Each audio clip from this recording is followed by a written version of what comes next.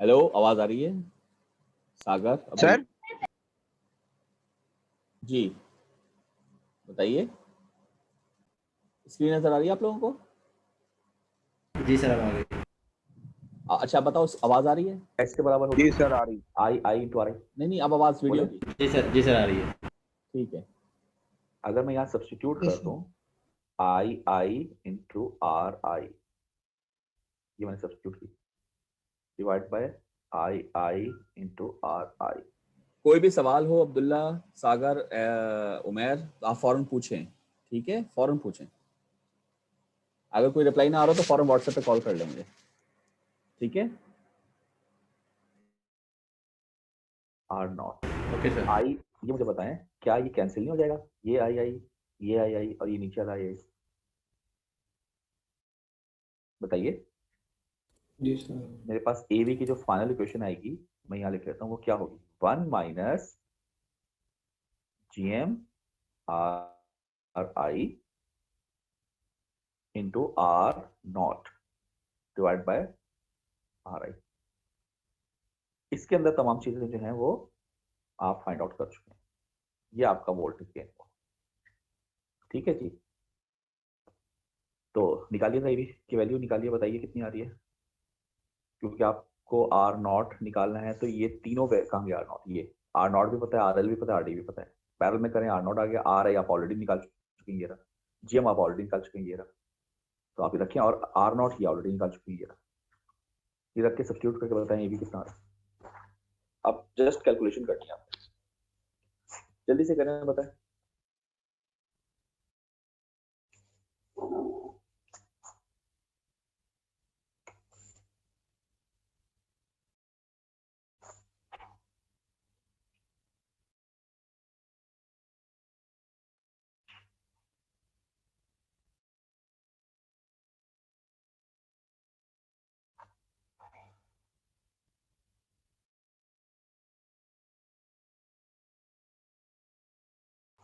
ठीक,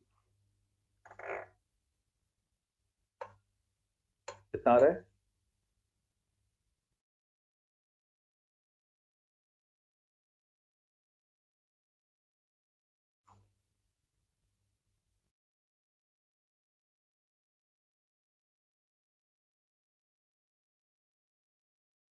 ठीक है, अच्छा बाकी लोग बताएं, ये ठीक है? माइनस साइन तो बिल्कुल आना चाहिए। 3.2 ना, माइनस यूनिट क्या हुआ था? 3.3 जी माइनस 4.3 3.43। चलो करीब ही है। यानी मैं इसको ये ले लेता हूँ, A B equal to minus 3.3। Unit क्या होगा इसका? जी सर नो नीचे यूनिट। नहीं, यूनिट तो नहीं है, बिल्कुल ठीक है आप। वोल्टेज गेन है, लेकिन हम इसको रिप्रेजेंट नॉर्मली वोल्ट पर वोल्ट से करते हैं, ताकि पता चल जाए क्लियरली कि वोल्टेज गेन है ये। क्योंकि करंट गेन भी होता है, पावर गेन भी होती है ना। ठीक है, माइनस 3.3 आ रहा है, चेक कर ले बाकी लोग। दो के आंसर मैच कर गए तो मेरे ख्याल से यही होगा। जी सर यही है। चलें ठीक है, यहाँ तक कर लें, फिर आगे चलते हैं।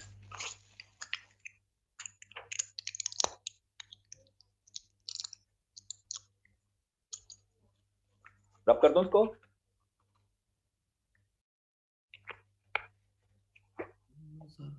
इसको रब कर दिया जाए।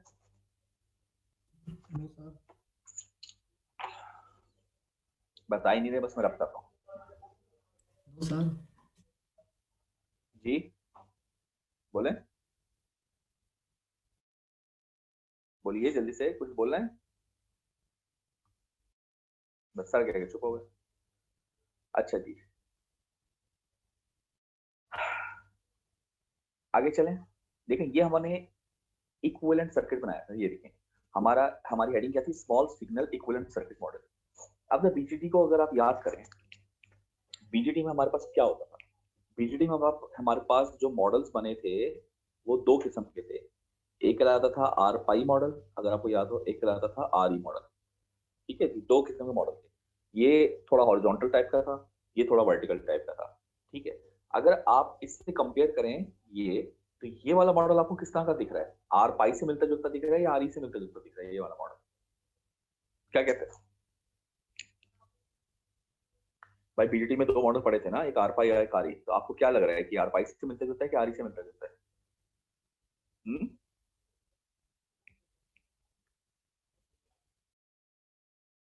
बताइए।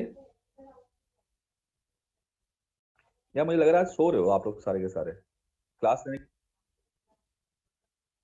जी उसामा सर। मुगल आरई से मिलता है, इस अन्य ये आरपाई का रजिस्टर था। उमर, आप लोग बताइए। हेलो, आप लोग बताइए। उमर, सागर, जी सर। जो सवाल पूछा है आप बताएं, इसका आंसर करें।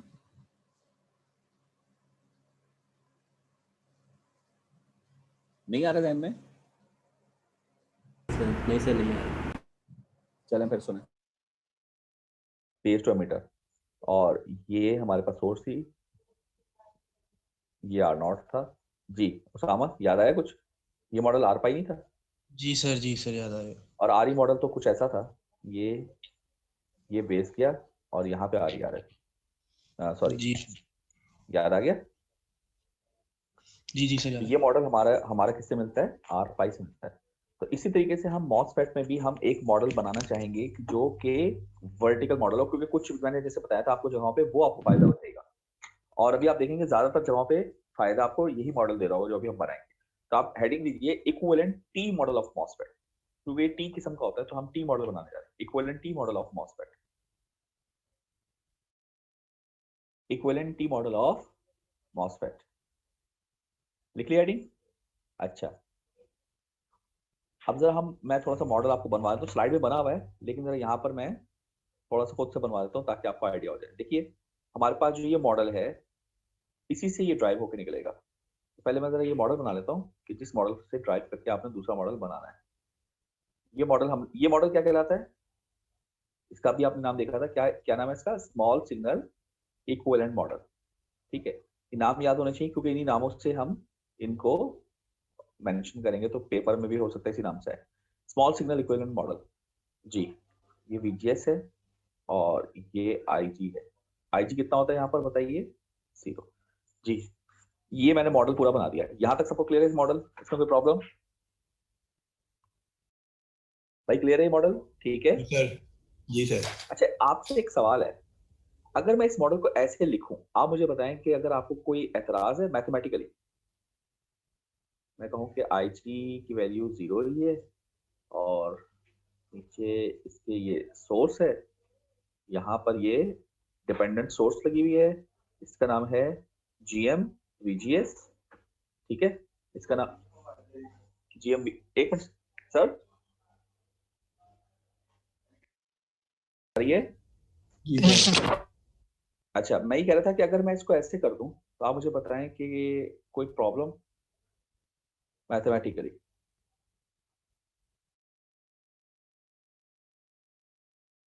ऐसे करो, ये बताइए। इस मॉडल और उस मॉडल में कोई डिफरेंस है क्या? ये पूछना चाह रहा हूँ, कोई डिफरेंस है मैथमेटिकली? मेरे साथ समझो। कोई डिफरेंस नहीं है, क्योंकि देखें अगर एक सोर्स लगी हुई है मिसाल के तौर पर ऊपर जा रही है 5 एम्पियर, और मैं एक और सोर्स सीरीज में इसके साथ एक और लगा लूं वो भी ऊपर जा रही है 5 एम्पियर, तो क्या फर्क पड़ेगा सर्किट पे? सर्किट का पहले भी रिजल्ट यही था और अभी भी रिजल्ट यही है। क्या ख्याल है आपका? कोई डिफरेंस नहीं पड़ता। अच्छा, इसको मैं और आगे लेके जाता हूँ। अब मैं अगर इसको ऐसे कर लूं कि ये जी है, ठीक है जी, ये एस है और ये वही सप्लाई है, ठीक है, इसका नाम क्या था? जीएम पीजीए, और ये भी वही सप्लाई है, इसका नाम क्या है यार? इसका नाम भी क्या है? GM VGA. यहाँ तक तो मैंने वही बना दिया। अगर मैं इसको ज्वाइन कर दूं, कोई डिफरेंस? आप कहेंगे सर बिल्कुल पड़ेगा, क्योंकि यहाँ करंट 0 था, यहाँ करंट 0 है क्योंकि ओपन सर्किट है, ठीक है ना, यहाँ करंट क्या है? 0 है। मगर यहाँ पर जब ये जुड़ जाएगा तो फिर तो करंट 0 नहीं रहेगा। लेकिन अगर मैं साथ में ये भी लिख दूं आपको कि यहाँ से जो भी करंट जा रहा है वो 0 ही रहेगा जोड़ने के बावजूद, तो अब कोई फर्क नहीं पड़ेगा। यानी कि यहाँ पर करंट जीरो था ओपन सर्किट वजह से, यहाँ ओपन सर्किट नहीं रहा, मगर मैंने मॉडल में लिख दिया है कि यहाँ पर ये जीरो है, तो ये जुड़ा हुआ कोई फर्क नहीं डालेगा क्योंकि यहाँ पर करंट मैं लिख चुका हूँ कि जीरो है। आई बात समझ में? फिर जी सर। ये आ गया GM/VGS, इसको मैंने यूं खड़ा कर दिया और लिख दिया। अच्छा, अब ये मॉडल में हमेशा साथ लिखना लाजमी हो गया क्योंकि आप जोड़ चुके हैं, तो अगर आप ये नहीं लिखेंगे तो बात गलत हो जाएगी। ये वही पुरानी से आ गई। ये कितना है? GM/VGS, ये सोर्स है और ये VGS का पोटेंशियल जी। यहाँ तक क्लियर बात? यहाँ तक कोई प्रॉब्लम? जल्दी से बताइए भाई, जल्दी से बता दीजिए, यहाँ तक कोई प्रॉब्लम? सर दोनों करंट जब एक डायरेक्शन होंगे तो उनका इफेक्ट कैंसिल आउट नहीं होगा? यार ये मुझे बताओ, ये 5 एम्पेयर, ये 5 एम्पेयर, यहाँ पे रिजल्ट 5 एम्पेयर होगा कि 0 एम्पेयर होगा? बताओ लेकिन समझ क्या कहते हो? तो 5 होगा शायद। सर जब दोनों सेम है एक तो मिनट मीसम को जवाब देने दो। मीसम, 5 एम्पियर इसका रिजल्ट मैं आपसे पूछ रहा था कि 5 एम्पियर होगा या 0 होगा, क्या कहते हैं आप? सर मुझे 0 लग रहा है लेकिन पता नहीं 5 कैसे होगा।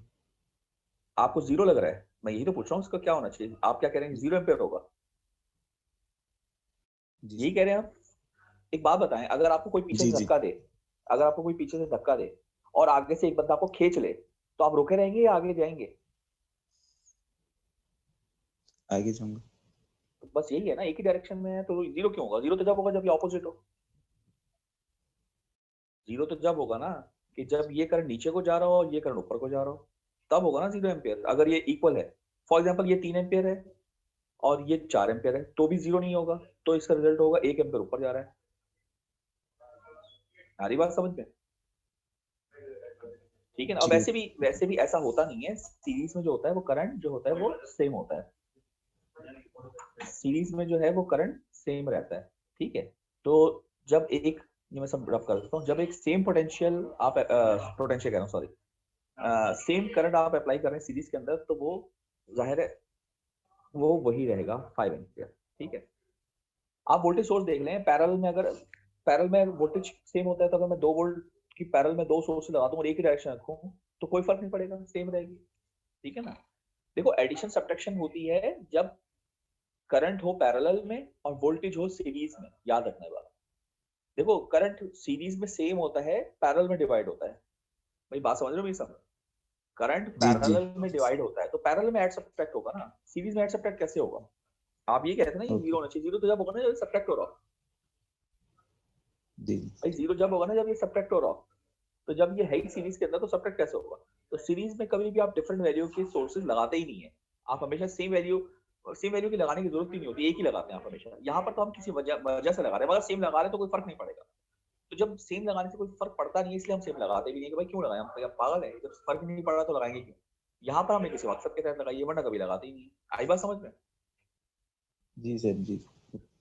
अच्छा, अब यहाँ तक अब कर ली। कोई और सवाल किसी का? एक बच्चा और पूछ रहा था, सर मैं कह रहा था अगर सीरीज में करंट सेम है तो दोनों की जगह एक क्यों नहीं लिख रहे? अरे मैं वही तो कह रहा हूँ कि दोनों लिखते ही नहीं है, एक ही लिखते हैं। यहाँ पर किसी मकसद के तहत किया है काम, यही तो कह रहा हूँ मैं। आई बात समझ में? वो मकसद क्या है अभी पता चल जाएगा आपको। अच्छा, अब जब यहाँ तक कर लिया तो यहाँ पर मैं एक आपको बता दूं कि एक थ्योरम है, इसका नाम लिखिए सोर्स एब्जॉर्प्शन थ्योरम। नोट करें, थ्योरम है सोर्स एब्जॉर्प्शन थ्योरम। ये थ्योरम कहता है कि जब कोई current source, dependent current source मौजूद ऐसे हो कि उसके अक्रॉस उसी का पोटेंशियल आ रहा हो। देखें जैसे ये है, इसको कंट्रोल करने वाला कौन है? VGS, और इसके अक्रॉस क्या आ रहा है? VGS। तो जो उसको कंट्रोल कर रहा हो वही उसके अक्रॉस आ रहा हो, तो सोर्स एब्जॉर्प्शन थ्योरम कहता है, यहाँ लिख देता हूँ कि अगर एक करंट सोर्स है जिसका A है और ये इसका पोटेंशियल है V1, मिसाल के तौर पर A क्या है इसका स्केलिंग फैक्टर, और V1 इसी के अक्रॉस आ रहा हो, तो सोर्स एब्जॉर्प्शन थ्योरम कहता है कि इसको हम एक रेसिस्टर से रिप्लेस कर सकते हैं और रेसिस्टर की वैल्यू होगी इसके स्केलिंग फैक्टर का इनवर्स 1/A। ये सोर्स एब्जॉर्प्शन थ्योरम कहता है। ठीक है, ये सोर्स एब्जॉर्प्शन थ्योरम कहता है। अच्छा, ये कैसे आई ये भी देख ले भाई। इसकी इंपेडेंस अगर मैं निकालना चाहूँ Z, तो वो किसके बराबर होती है? वोल्टेज अपॉन करंट, ये इंपेडेंस होती है। तो यहाँ वोल्टेज क्या है? ये है जो इसके क्रॉस आ रहा है V1, और उसका करंट क्या है जो इसमें से गुजर रहा है, क्या है ए V1। तो V1 से V1 कट गया तो इम्पीडेंस क्या बची, बताइए 1/8। तो यही बात हम यहाँ कह रहे हैं। तो यही चीज अगर मैं यहाँ अप्लाई कर दूं तो ये चीज मेरे पास क्या बन जाएगी, इसको मैं यहाँ पर अगर ये फॉर्म एक नहीं बना दूं तो मेरे पास क्या बन जाएगा, ये एक डिपेंडेंट सोर्स हो गई GM VGS, इस टर्मिनल को हम कहते हैं ड्रेन, ये मेरे पास हो गया गेट टर्मिनल। लेकिन यहाँ पर मुझे लिखना पड़ेगा कि कोई अंदर करंट नहीं जाएगा, 0। और यहाँ पर मैं इसके यहाँ पे एक रजिस्टर लगा दूंगा और ये मेरे पास आ गया सोर्स टर्मिनल, और इस रजिस्टर की वैल्यू क्या होगी 1/GM। ये मेरे पास फाइनल फॉर्म आ गई जो कि बिल्कुल इक्विवेलेंट है जैसे कि बीजेटी में आपने बनाया था टी मॉडल। ये कहलाता है टी मॉडल, इसको नोट कर लीजिए। अच्छा एक चीज आ गई इसमें, ये वोल्टेज गेट से लेकर सोर्स तक का वोल्टेज का नाम होता है VGS, ये नोट कर लें। इसको कहते हैं equivalent T model of MOSFET. जी यहां तक कोई सवाल?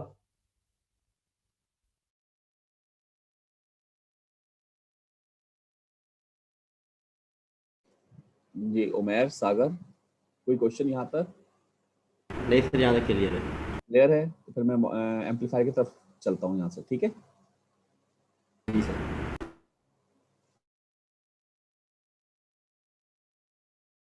याद करें आपका जो बीजेटी का मॉडल,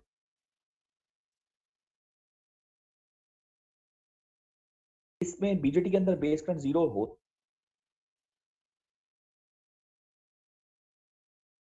इसको हमने 1/GM से रिप्लेस कर दिया। तो ये मॉडल हमारे पास तैयार हो।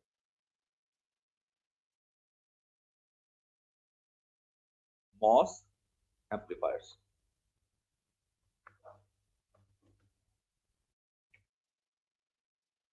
Common source amplifier. जी पहला एम्पलीफायर है उमेर, पहला एम्पलीफायर है कॉमन सोर्स एम्पलीफायर। इसकी आप हेडिंग दे लें सब लोग।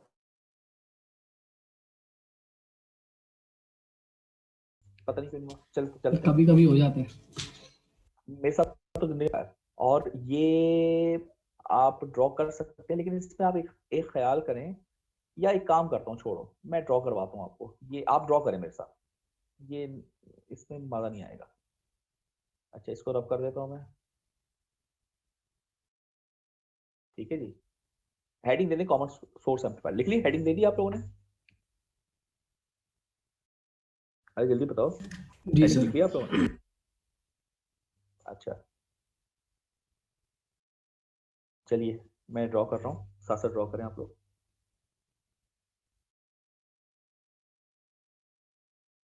ये RD होगा, इसको बल्कि पहले आप कर लें V, ये RD है,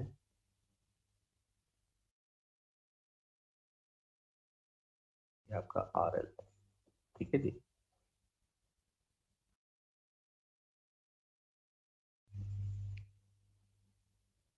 यहाँ पे आपका एम्पलीफायर ट्रांजिस्टर आ जाएगा।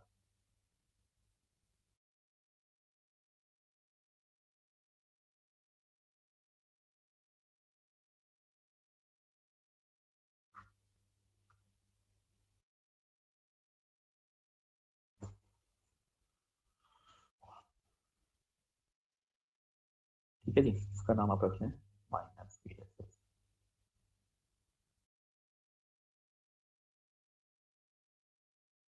ये गेट आ गया और गेट पर ये आपका रेजिस्टेंस आ गया RG कर दें। ये आपका कैपेसिटर RS कर दें। ये आपका इनपुट आ, बल्कि इसको इनपुट ना करें VS।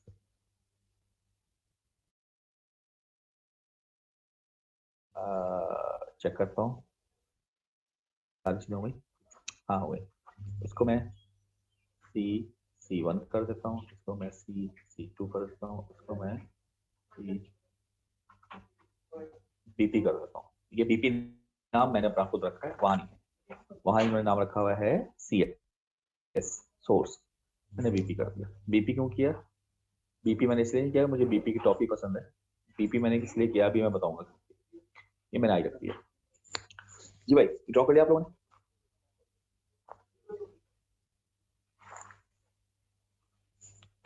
जल्दी से बताइए।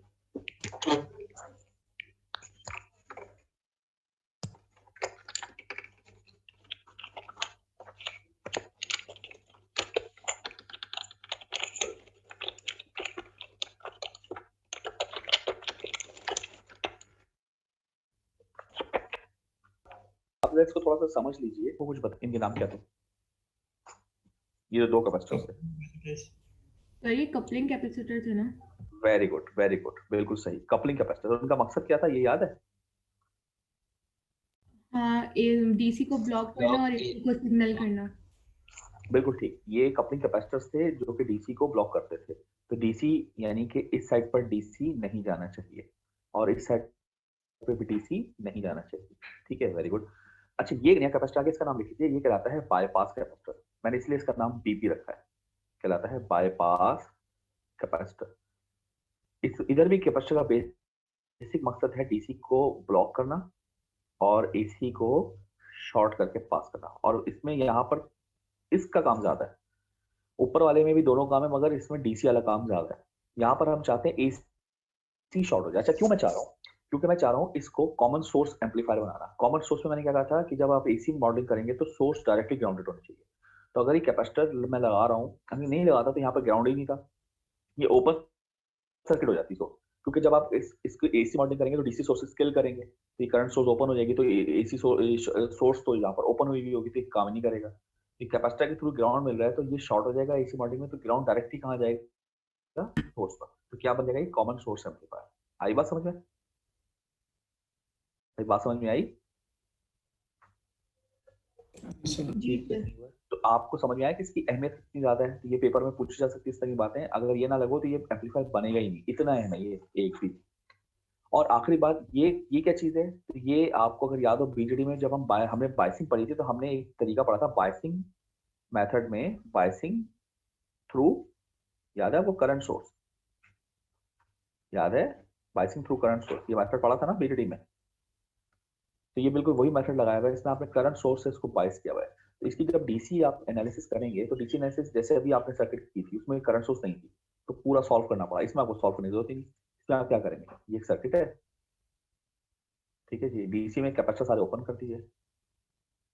आप कहेंगे सर ये VSS है, ये RD है, ये डीसी एनालिसिस कर रहा हूँ, ये इसकी VDD है गेट पर, ये इसका RG है, बस ये बनेगा। तो इसमें ड्रेन करंट डायरेक्टली निकल आया।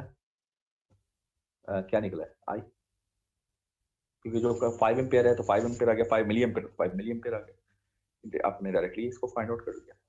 और चूंकि यहाँ पर कोई करंट तो फ्लो कर नहीं रहा, तो इसका यहाँ पर कितना आ रहा है? 0 वोल्ट, तो गेट वोल्टेज भी आ गया आपके पास। तो ये तमाम चीजें आप इस तरीके से इसकी फाइंड आउट कर सकते हैं। ये बहुत आसानी आपकी हो जाती है।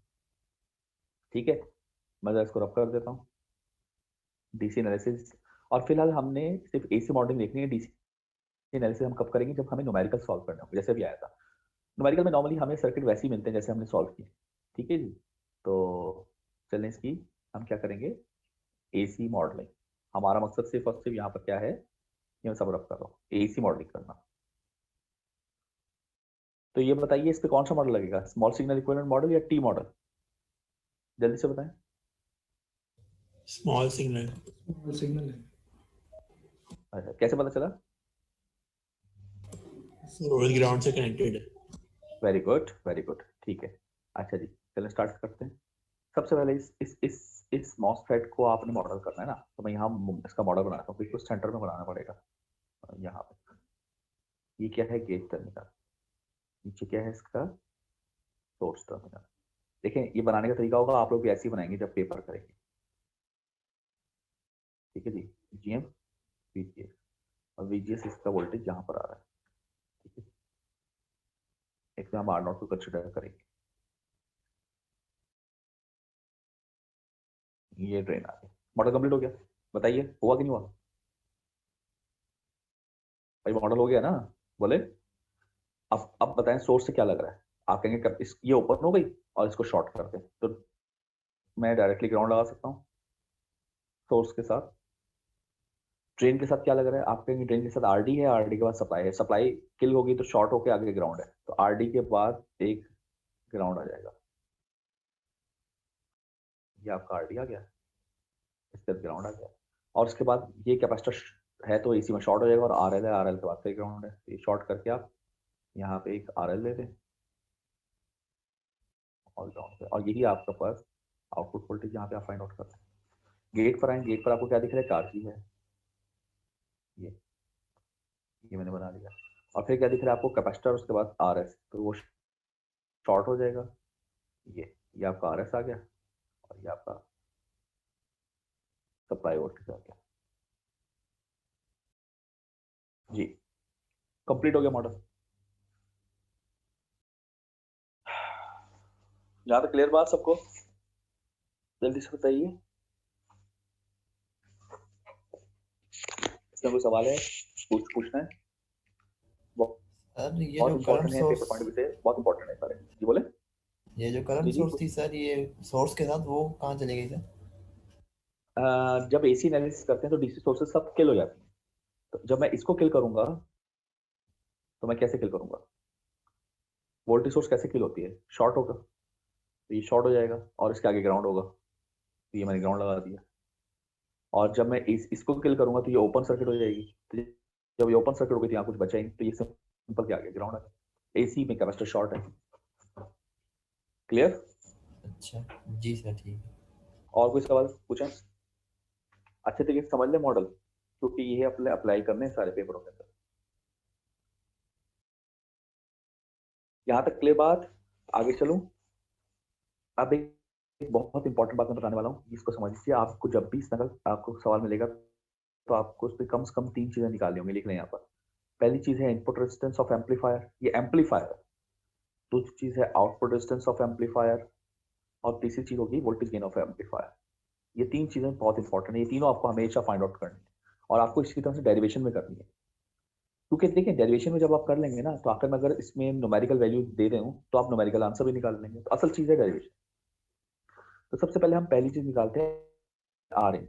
अब आर इन निकालने के लिए याद रखिएगा मेरी बात, एम्पलीफायर स्टार्ट हमेशा यहाँ से होता है, यानी सोर्स और सोर्स रेजिस्टेंस एम्पलीफायर का पार्ट नहीं होता। ये बहुत इंपॉर्टेंट बात बता रहा हूँ, ये मैं एरो बना रहा हूँ, ये यहाँ से आपका आर आई आएगा, एम्पलीफायर यहाँ से स्टार्ट हो रहा है। इसकी सिंपल बात है ना कि ये जो चीज है ना दोनों, ये बेसिकली फंक्शन जनरेटर है। अभी जैसे आप लोगों ने साउंड एम्पलीफायर सबने बनाया था, तो साउंड एम्पलीफायर जब आप बनाते हैं तो फंक्शन जनरेटर लगाते हैं, तो फंक्शन जनरेटर को अगर मैं कैवराइज कर दूं तो क्या बचेगा मेरे पास? फंक्शन जनरेटर का वही फंक्शन जनरेटर तो एक बहुत कॉम्प्लेक्स सर्किट है, उस पूरे को कैवराइज करूंगा तो क्या बचेगा? एक सप्लाई और एक सीरीज में रेजिस्टर। तो ये बेसिकली फंक्शन जनरेटर लगा हुआ है। तो आपका जो एम्पलीफायर है वो तो ब्रेडबोर्ड पे बना हुआ है, तो फंक्शन जनरेटर जब आप ब्रेडबोर्ड पे लगाते हैं तो आपका एम्पलीफायर तो ब्रेडबोर्ड से स्टार्ट हो रहा है, तो फंक्शन जनरेटर तो इंक्लूड नहीं होगा ना आरआई के अंदर, क्योंकि आरआई जो है वो इनपुट रेजिस्टेंस है एम्पलीफायर की। भाई बात समझ में आ रही है मेरी, मैं क्या कह रहा हूँ? हेलो जी सर, आ रही है। भाई हूँ हाँ कर लो यार, पता चल जाएगा सब मौजूद है, हयात है। सही कह रहा हूँ मैं? Yes sir. तो आपका इनपुट रेजिस्टेंस कहां से स्टार्ट होगी? आरएस को एक्सक्लूड करके। याद रखना, ये बच्चे सबसे ज्यादा गलती करते हैं, आरएस इंक्लूड नहीं होगा। अच्छा, इसी तरीके से जब आप आउटपुट रेजिस्टेंस देते हैं तो याद रखें लोड एक्सक्लूड हो जाएगा, यानी यहां पर होगा ये मैंने एरो बना दिया, इसको नोट कर लीजिए, ये आ रहा होगा। अच्छा, इसकी मिसाल भी आप ले लें अपने अभी कल के प्रोजेक्ट से, कि आप जब ब्रेडबोर्ड पर सारा एम्पलीफायर बनाते हैं तो आखिर में एक स्पीकर लगाते हैं, लगाया था कि नहीं लगाया था आप लोगों ने? तो स्पीकर आपका क्या है? लोड। ये आरएल आपका स्पीकर है। तो एम्पलीफायर का आउटपुट रेजिस्टेंस जाहिर स्पीकर तो नहीं होगा ना, स्पीकर एम्पलीफायर का पार्ट तो नहीं है, वो तो लोड का पार्ट। तो एम्पलीफायर का आउटपुट रेजिस्टेंस आरएल को एक्सक्लूड करके हो, इसी तरह एम्पलीफायर के इनपुट रेजिस्टेंस आरएस को एक्सक्लूड करके हो। ठीक है जी, ये दोनों बातें क्लियर हो गई आप लोगों को? जी सर। अब देखिए, सबसे पहले मैं आरआई निकालना चाहता हूँ, मैं आरआई निकालूंगा। तो मुझे बताएं आरआई क्या होता है? आप जानते हैं वी आई अपॉन आई, यही होगा ना? तो अगर आप इसमें से गौर करें तो इसमें से जो भी करंट होगा, अगर आप गौर करें तो करंट क्या यहाँ से जाकर सारा यूं नहीं चला जाएगा? आगे तो ओपन सर्किट है, क्या कहते हैं आप? भाई आगे करंट को जो भी होगा वो 0 एम्पीयर नहीं है, बताइए। जी सर। बोलो ना। अच्छा लास्ट केस में जब हाँ मैंने जी। न्यूमेरिकल किया था तो ये चीज क्यों करेक्ट हुई थी, याद है आपको? ये आरजी लगा हुआ था, जी याद है आप सर। लोगों को लास्ट? तो उसमें तो करंट जीरो नहीं था, यहाँ पर यहाँ से करंट यूं जा रहा था। लेकिन अभी जो हमारा जनरल केस होता है जिसमें ये आरजी नहीं लगा हुआ, उसमें तो ये करंट है ही नहीं, तो इसलिए वो आरजी वाला थोड़ा मुश्किल होता है। ये आसान है काम, सारा करंट ऐसे ट्रेवल कर जाएगा। सही कह रहा हूँ मैं? बोले? जी सर। तो इसका मतलब ये हुआ कि बताइए V I upon R I, ये आई आई किसके बराबर होगा? आप कहेंगे सर ये तो यूं गुजर रहा है, तो सिंपल एक ही रजिस्टर आ रहा है पाथ आर जी, क्योंकि आर एस वाले लेते नहीं है ना, तो सिर्फ आर जी बचा। क्या कहला आपका?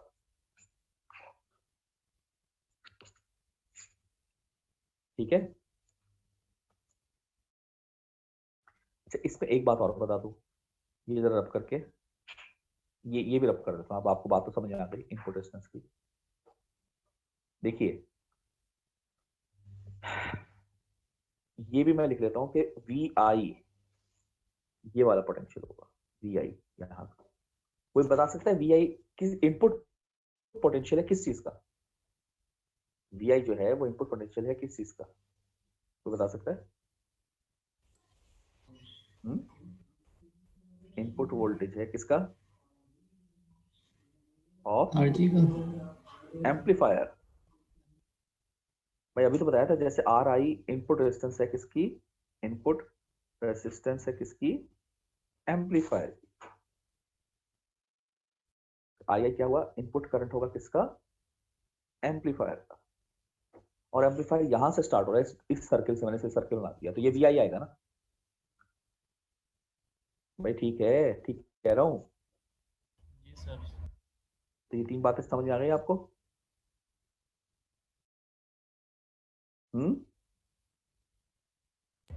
अब आर नॉट पे आ जाइए। अब आर नॉट अगर आप देखेंगे तो इसको अगर आपको डिराइव करना है तो इसको थेवेनिन यानी थेवेनिन थ्योरम लगाना पड़ेगा। लेकिन अगर मैं डायरेक्टली देख लूं, थेवेनिन थ्योरम ना लगाऊं, तो मैं आपको क्या दिख रहा है कि यहाँ पर आप जाएंगे, यहाँ से आर नॉट आप यहाँ से लेना शुरू करेंगे तो एक आर डी दिख रहा है, आगे जाएंगे उसके पैरेलल में एक आर नॉट दिख रहा है। देखें ये पैरेलल में नहीं, ये दोनों नोट सेम और ये दोनों नोट भी ग्राउंड क्लियर से सेम, आगे कोई रजिस्टर नहीं है, तो सिंपल आप आर नॉट को भी निकाल सकते हैं। R not parallel R D, ये आपका आर नॉट आ गया,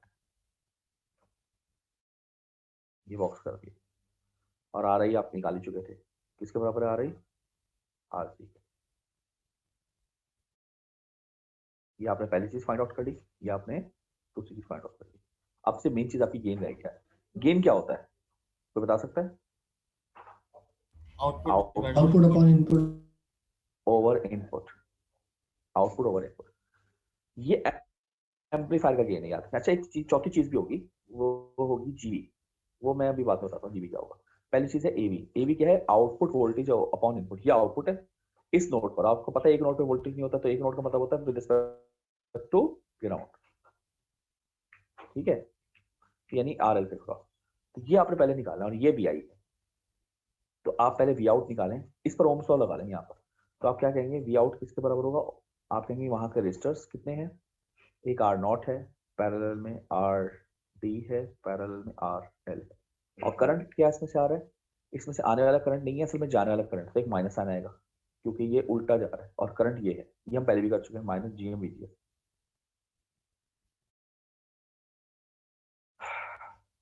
ठीक है जी,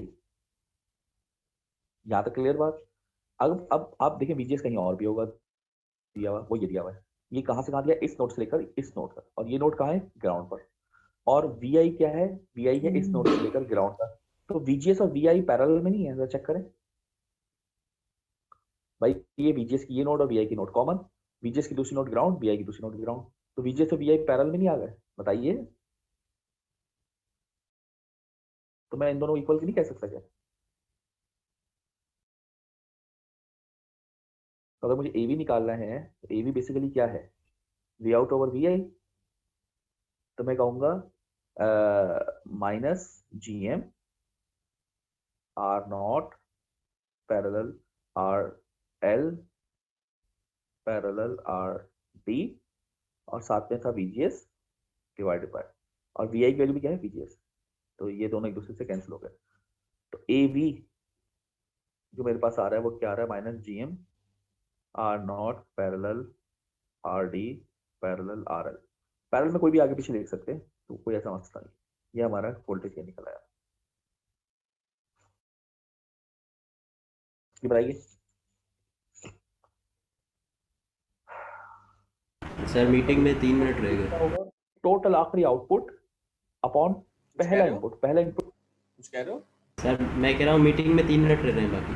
हाँ, ये बंद होने वाला। खत्म हो रहा है, फिर मैं नई मीटिंग स्टार्ट करता हूँ। ये खत्म हो रहा है। सर आज यहीं तक रखें, टेंशन खत्म हो गई पूरी। सॉरी, क्या कह रहा हूँ मैं? सर कह रहा हूँ थक गए सर, आज यहीं तक रखते हैं। नहीं यार उमर, आज इसलिए नहीं, कोई पता नहीं है नेक्स्ट वीक का कि नेक्स्ट वीक क्या होगा, और हमें फिर अपने क्विज वगैरह भी करने हैं, तो इसलिए क्लास कंटिन्यू करनी पड़ेगी, वरना मैं कर देता, आपको पता है ना, कर लेता हूँ, लेकिन आज करना पड़ेगा। Okay sir. यस। तो ये अगर आपको फाइंड आउट करना है तो देखिए वी नॉट और वी आई का रिलेशनशिप तो ये मौजूद है यहाँ पर।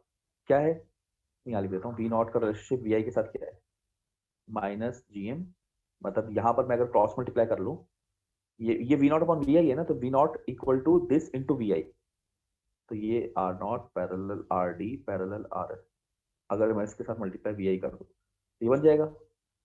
लेकिन आपको चाहिए वी एस, तो यहाँ वी आई नहीं चाहिए, आपको वी एस चाहिए, तो बेसिकली आप वी आई और वी एस का ताल्लुक ढूंढने की कोशिश कर रहे हैं। तो ये बहुत आसान है, आपके सामने देखेंगे ये रहा, ये वी एस है, ये वी आई है, और उसमें से करंट कैसे फ्लो करेगा, एक ही पाथ है, यूं ये करंट फ्लो करेगा। तो एक पाथ, इसका मतलब करंट, तो ये सीरीज सर्किट हो गया, और सीरीज सर्किट में आप वोल्टेज डिवाइडर रूल लगा सकते हैं, ये आपने एलसीएम पढ़ा था कि सीरीज सर्किट में। तो अगर मुझे वी आई निकालना है तो मैं कैसे लगाऊंगा, are G upon R G plus R S into V S, ये मैं यहाँ सब्स्टिट्यूट कर देता हूँ। अगर मैं यहाँ सब्स्टिट्यूट कर दूँ तो क्या आएगा, minus G M R not parallel R D parallel R L, और साथ में आ जाएगा R G upon R G plus R S into V S. अब मैं इसको अगर क्रॉस मल्टीप्लाई करा के यहाँ ले जाऊँ तो ये मैं थोड़ा रब करना पड़ेगा मुझे, मैं ये रब कर लेता हूँ। ये भी किसके बराबर होता है, वी नॉट, ये पूरी चीज जो है, ये पूरी चीज, और आज तो आपने चारों चीजें फाइंड आउट कर। जी आप लोग बताएं, उमर, सागर, ये समझ में आ गया टॉपिक? जी सर ठीक है, ये तो समझ आ गया पूरी। ठीक है, मैं ये नई मीटिंग स्टार्ट कर रहा हूँ, आप लोग जल्दी से हैं। और यार देखो बाकी पता नहीं कहाँ चले गए, उनको भी मैसेज करो जल्दी से आ जाएं।